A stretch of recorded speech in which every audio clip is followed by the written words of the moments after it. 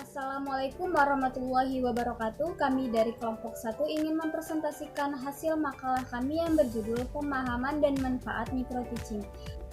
Saya Devi Afitri, NPM 18111100223, ingin membahas materi yang pertama, yaitu manfaat microteaching.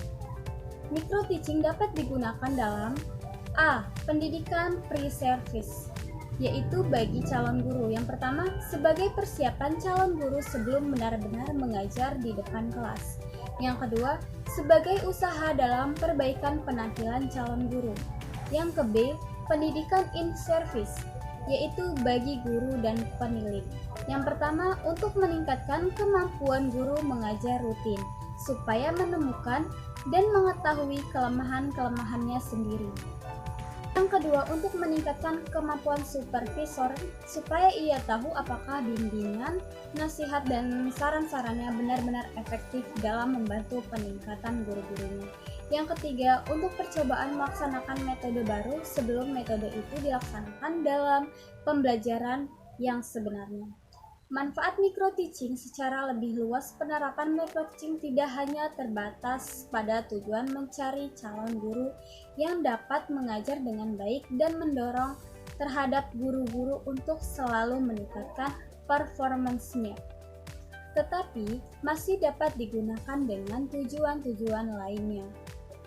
Sementara itu, manfaat dari microteaching adalah sebagai berikut. Yang pertama, mengembangkan dan membina keterampilan tertentu calon guru dalam mengajar. Yang kedua, keterampilan mengajar terkontrol dan terlatih. Yang ketiga, perbaikan atau penyempurnaan secara cepat dapat segera dicermati. Yang keempat, latihan penguasaan keterampilan mengajar lebih baik. Yang kelima, saat latihan berlangsung, calon guru dapat memusatkan perhatian secara objektif. Dan yang keenam, meningkatkan efisiensi dan efektivitas dalam praktek mengajar yang relatif singkat. Materi yang selanjutnya yaitu B. Ruang lingkup microteaching. Yang pertama ada tempat, yang kedua jumlah siswa, yang ketiga waktu pembelajaran, yang keempat bahan yang diajarkan dibatasi, dan yang kelima keterampilan mengajar yang dikembangkan terbatas. Saya Revan Aditya sebagai pemateri yang kedua, yaitu tentang silabus. Jadi beberapa komponen yang harus ada dalam silabus adalah sebagai berikut. Yang pertama, identitas mata pelajaran. Yang kedua, identitas sekolah, memuat nama satuan pendidikan dan kelas, yaitu kompetensi dalam aspek-aspek dan sikap, pengetahuan, dan keterampilan yang harus dipelajari oleh peserta didik untuk jenjang sekolah, kelas, dan mata pelajaran. Yang selanjutnya adalah kompetensi dasar atau KD, merupakan kemampuan spesifik yang mencangkup sikap, pengetahuan, dan keterampilan yang terkait dalam muatan ataupun mata pelajaran. Yang selanjutnya adalah indikator pencapaian kompetensi, adalah perilaku yang dapat diukur atau diamati untuk menunjukkan keterampilan kompetensi dasar tertentu yang menjadi acuan penilaian materi pembelajaran. Yang selanjutnya adalah materi pokok. Materi pokok adalah materi yang memuat fakta, konsep, prinsip, serta prosedur yang relevan dan ditulis dalam bentuk butir-butir sesuai dengan rumusan indikator pencapaian kompetensi. Yang selanjutnya adalah pembelajaran. Pembelajaran adalah kegiatan yang dilakukan oleh pendidik dan peserta didik untuk mencapai kompetensi yang diharapkan. Jadi kegiatan ajar mengajar. Yang selanjutnya adalah penilaian, merupakan proses pengumpulan dan pengolahan informasi untuk menentukan pencapaian hasil belajar peserta didik, yaitu penilaian adalah suatu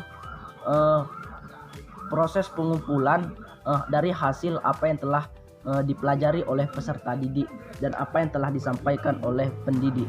Yang selanjutnya adalah alokasi waktu sesuai dengan jumlah jam pelajaran dalam struktur kurikulum untuk satu semester ataupun satu tahun.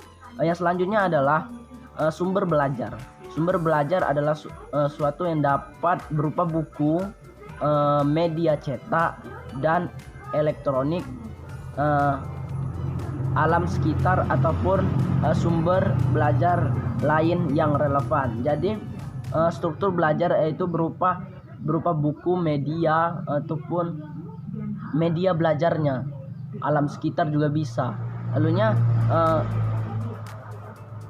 contoh dari silabus nanti saya akan contohkan di video ataupun gambar yang selanjutnya. Terima kasih. Saya Amelia Ningtyas sebagai pemateri terakhir akan menjelaskan tentang pengembangan silabus pembelajaran tematik. Jadi dalam pelaksanaan pembelajaran tematik itu perlu diupayakan adanya penyediaan interaksi pembelajaran untuk meningkatkan proses belajar secara menyeluruh melalui kegiatan penghubung konsep mata pelajaran dengan konsep mata pelajaran yang lain.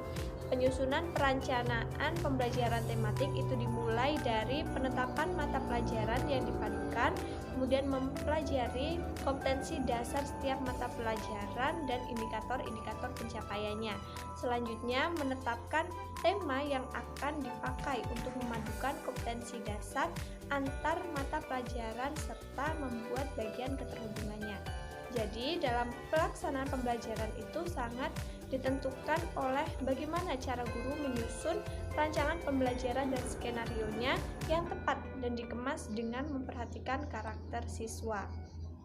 Kemudian silabus adalah planning pembelajaran pada suatu kelompok mata pelajaran atau tema tertentu yang meliputi aspek standar kompetensi, kompetensi dasar, materi pokok, kegiatan pembelajaran, indikator pencapaian kompetensi, kemudian ada penilaian, alokasi waktu, dan sumber belajar.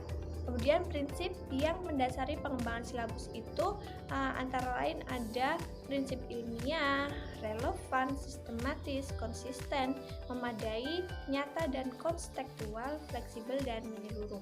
Demikian penjelasan dari saya. Terima kasih. Wassalamualaikum warahmatullahi wabarakatuh.